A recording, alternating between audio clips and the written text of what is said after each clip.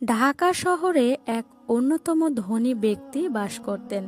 তিনি যে এলাকায় থাকতেন সেখানে তার যথেষ্ট প্রভাব এবং নামডাক রয়েছে।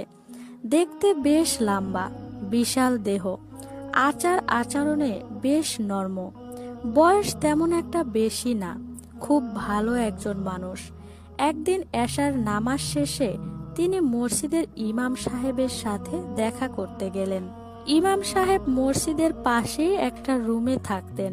তিনি ইমামকে বললেন, ইমাম সাহেব, আমার একটা ছেলে হয়েছে, তার নাম রাখতে চাই। তাকে কি আপনার কাছে নিয়ে আসবো নাকি আপনি বাসায় আসবেন? ইমাম জিজ্ঞেস করলেন, কি নাম রাখতে চান? ধনী ব্যক্তিটি বলল, আপনি ভালো দেখে একটা নাম দিয়ে দিবেন। ইমাম সাহেব বললেন, ঠিক আছে, শুক্রবার আপনি আমার সাথে দেখা করেন। এরপর ইমাম সাহেব বললেন, আর কিছু বলবেন? তখন ধনী ব্যক্তিটি উঠে দাঁড়ালো আর বলল, না, আর কিছু না। ইমামও উঠে দাঁড়ালেন। তিনি ধনী ব্যক্তিটির কাছে এগিয়ে গেলেন এবং তার হাত ধরে তার দিকে চোখের দৃষ্টি নিবদ্ধন করে বললেন, আপনার ছেলে আপনার জন্য সত্যিকারের কল্যাণ বয়ে আনুক। আল্লাহর কাছে আমি প্রার্থনা করি। এর মধ্যে 16 বছর কেটে গেল।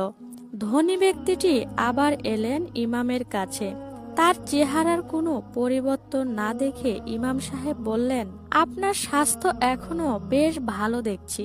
ধনী ব্যক্তিটি বলল, কারণ আমার কোনো অশান্তি বা বোর্ড ঝামেলা নেই, আমি অনেক সুখী আছি। ইমাম সাহেব কথার পরপরে কিছু বললেন না, শুধু জিজ্ঞেস করলেন, তা আজ এসেছেন কেন? আবার ধনী ব্যক্তিটি বলল, আমার ছেলে এখন কৈশোরে পা দিয়েছে, এখন থেকে সেও মসজিদে আসবে, নামাজ পড়বে, আপনি তাকে শেখাবেন। ইমাম সাহেব বললেন, ঠিক আছে, খুব ভালো কথা, পাঠিয়ে দিবেন। ধনী ব্যক্তিটি বলল, এই নিন বকশিস। ইমাম সাহেব টাকাটি নিতে চাইল না, কিন্তু সেই ধনী ব্যক্তিটি জোর করে টাকাটা দিয়ে দিলেন। এরপর চলে গেলেন। কেটে গেল আরো 8টি বছর। একদিন বিকালে ইমাম সাহেব তার রুমের পাশে কোলাহলের আওয়াজ পেলেন। বাহিরে বেরিয়ে দেখলেন একদল লোক তার কাছে আসছে। সবার সামনে সেই ধনী ব্যক্তিটি। তিনি ইমাম সাহেবের রুমে ঢুকলেন। রুমে ঢুকেই ইমাম সাহেবকে বললেন, আমার ছেলের বিয়ে ঠিক হয়েছে। এই এলাকার সবচেয়ে ধনী মীর রহমানের একমাত্র মেয়ে। আপনাকে দাওয়াত দিতে এসেছি আর বলতে এসেছি যে বিয়েটা কিন্তু আপনিই পড়াবেন। ইমাম সাহেব হাসি মুখে বললেন, ভালো সংবাদ, ঠিক আছে, আমি অবশ্যই আসব। এবার সেই ধনী ব্যক্তিটি উঠে দাঁড়ালেন। ইমাম সাহেবের হাতে বেশ কিছু টাকা দিয়ে বললেন, এই নিন আপনার বকশিস। ইমাম সাহেব বললেন, আপনি তো অনেক বেশি দিয়েছেন, এত টাকা লাগবে না, প্রাপ্যটুক রেখে বাকিটা ফেরত নিয়ে নিন। সেই ধনী ব্যক্তিটি বললেন, আমার একমাত্র ছেলের বিয়ে, আমি কোনো রকম কাপ্পনও করতে চাই না, আমি আপনাকে খুশি হয়ে দিচ্ছি। ইমাম সাহেব টাকাটা নিয়ে উঠে দাঁড়াতে দাঁড়াতে বললেন, আপনি এ নিয়ে আপনার ছেলের জন্য এখানে 3বার এলেন। 1 সপ্তাহ পরের কথা, বেশ শান্ত একটা দিন। পিতা পুত্র গাড়িতে করে বিয়ের আয়োজন ঠিকঠাক করার জন্য যাচ্ছিল। হঠাৎ প্রচুর জোরে শব্দ করে একটা অ্যাক্সিডেন্ট হলো। ধনী ব্যক্তিটি গাড়ি থেকে ছিটকে বাহিরে পড়ে গেল। তার ছেলে ভিতরে রয়ে গেল। আশেপাশে মানুষজন ছুটে এলো সাহায্য করতে, কিন্তু ততক্ষণে অনেক দেরি হয়ে গিয়েছিল। মারা গেল ধনী ব্যক্তির সেই একমাত্র ছেলে। ধনী ব্যক্তিটি কিছুতেই বিশ্বাস করতে পারছিলেন না, শুধু হতবিহ্বল হয়ে তাকিয়ে রইলেন। 3 দিন 3 রাত না খেয়ে না ঘুমিয়ে কাটালেন, শোকে পাথর হয়ে গেলেন। এ ঘটনার প্রায় 1 বছর পরের কথা।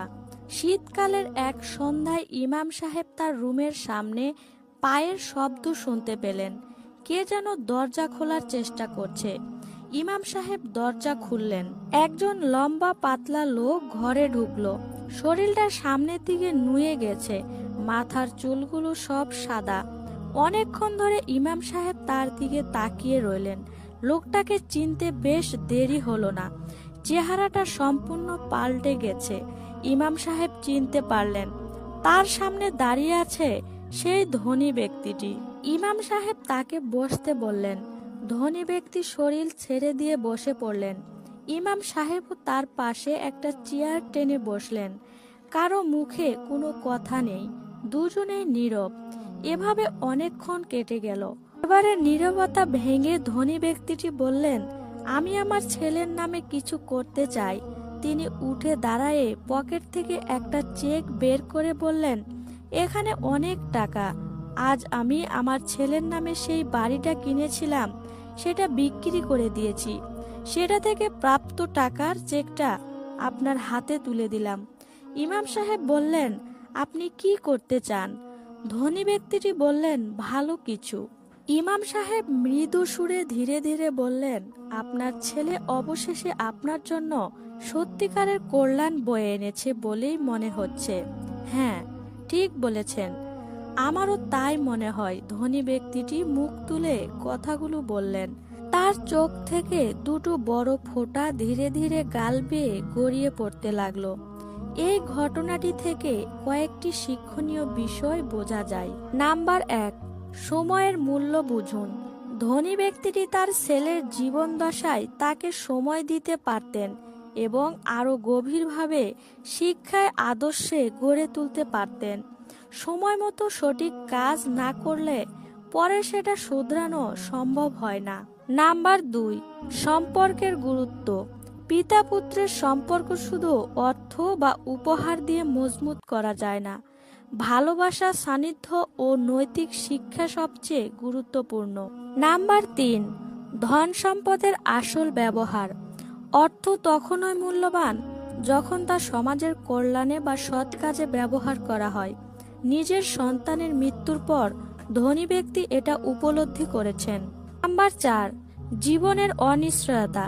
জীবন যে কোনো মুহূর্তে বদলে যেতে পারে, তাই জীবনের প্রতিটি মুহূর্তকে মূল্যবান করে তোলা উচিত এবং অহংকার বা অতিরিক্ত আত্মচুক্তি পরিত্যাগ করা উচিত। নাম্বার 5, শোককে ইতিবাচক কাজে রূপান্তর।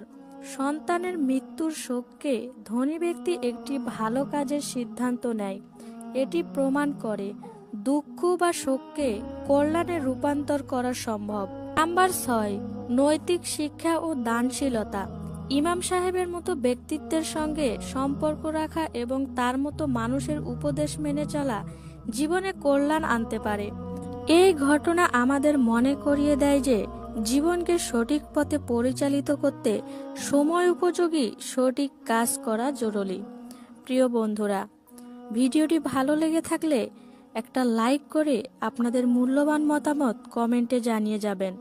সবাই ভালো থাকবেন, সুস্থ থাকবেন। আবারও দেখা হবে পরবর্তী একটা ভিডিওতে। আজকের মতো এখানেই বিদায় নিচ্ছি। আল্লাহ হাফেজ।